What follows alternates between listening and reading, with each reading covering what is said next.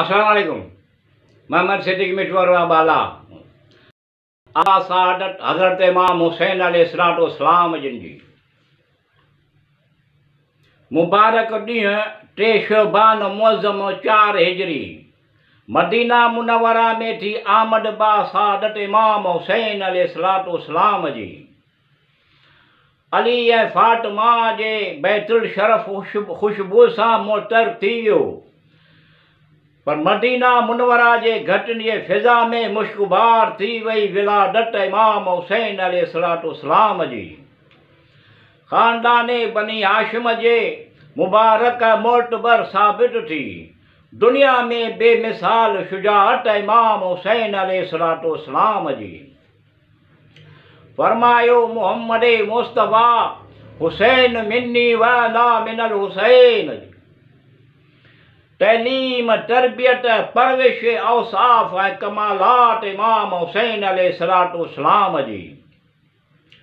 हुसैन बिन अली जिन जी ताता मस करण सां फितरस फ़रिश्ते खे शफ़ा मिली शफ़ाअत इमाम हुसैन अलैहिस्सलाम जी।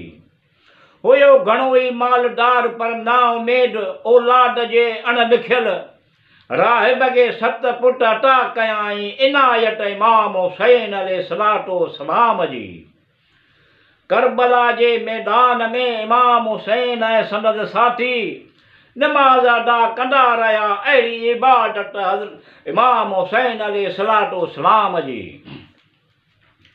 जुमे जो ॾींहुं 10 मुहर्रम हराम सन 61 हिजरी करबला मौला इराक में थी शहादत इमाम हुसैन अलैहिस्सलाम जी।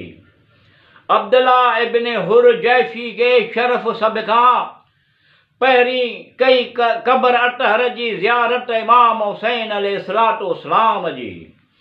उन बैदि जाबिर बिन अब्दुल्ला अंसारीअ खे ज़ियारत जो शरफ थियो ऐं उते मुजावर थी वेठो। अहिड़ी ज़ियारत इमाम हुसैन अलैहिस्सलाम जी।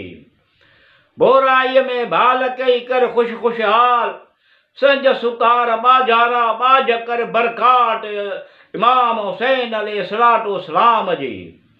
तोखे जब मालूम आहे वास्ते मुहाबे करीम रहीम जे मिठूअ जा नेक मक़सद मतलब पुॼाए ऐसा नात इमाम हुसैन अलैहिस्सलाम जी।